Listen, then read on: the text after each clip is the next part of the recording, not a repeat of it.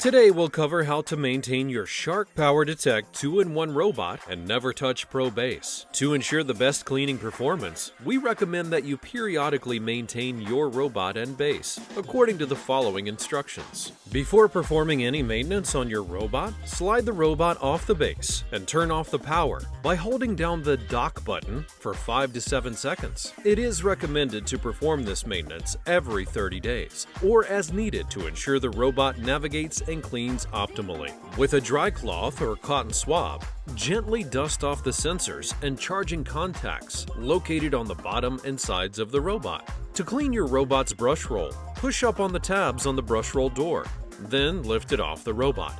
Take out the brush roll and remove the cap on the end. Clean off any hair or debris, then replace the cap.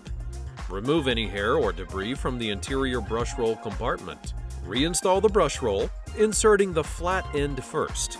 Close the brush roll access door and press down until both sides click into place. To clean your robot's side brush, carefully detach it from the robot. Carefully unwind and remove any string or hair wrapped around the brush or gear. Then reinstall it. To clean the wheels on the underside of the robot, start by gently rotating the front wheel while lightly brushing away dirt and debris with a dry cloth. To clean the drive wheels on either side, rotate each drive wheel while dusting with a dry cloth. It's important to also check the navigation module on the top of the robot. Gently remove any hair or debris. For a more complete clean, use compressed air to blow away any dirt or debris from the gap around the navigation module. To clean your robot's dust bin, remove it from the back of the robot. Hold the bin over the trash, open it up, and carefully tap off any debris. Clean the interior of the bin by wiping it with a clean, dry cloth. Pull the filter out of the dust bin using the tabs. Hold the filter over the trash and lightly tap off any debris. Reinsert the filter into the dust bin. After every wet cleaning mission, the robot base will automatically wash and dry the mopping pad. However, we recommend manually cleaning or replacing the pad once every 3 months, or as needed.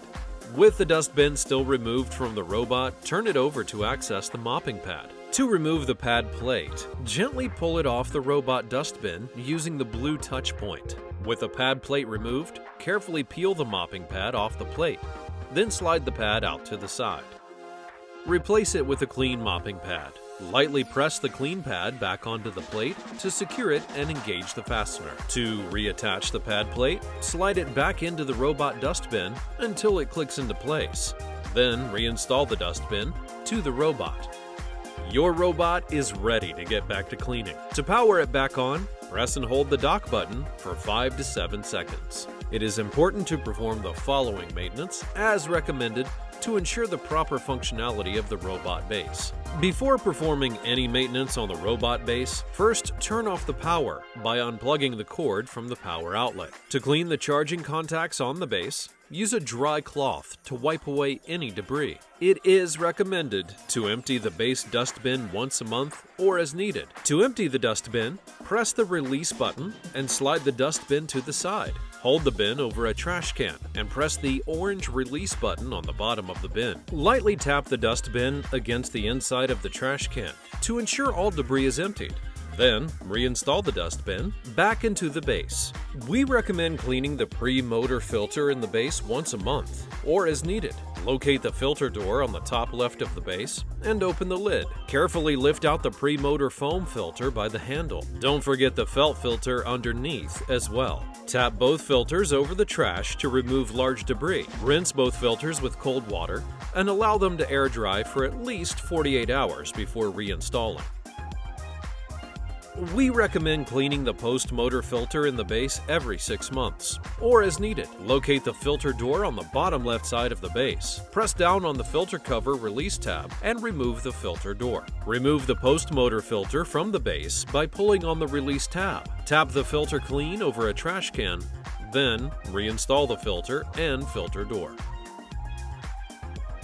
We recommend cleaning the base ramp and pad plate tray every 3 months alongside the robot mop pad or as needed. With the robot removed, carefully lift the ramp to detach it from the base. Use a damp cloth to wipe down the ramp. Allow the ramp to air dry for at least 48 hours before reinstalling. With the ramp removed for cleaning, you can also access the pad plate tray. To clean the pad plate tray, wipe it down with a damp cloth.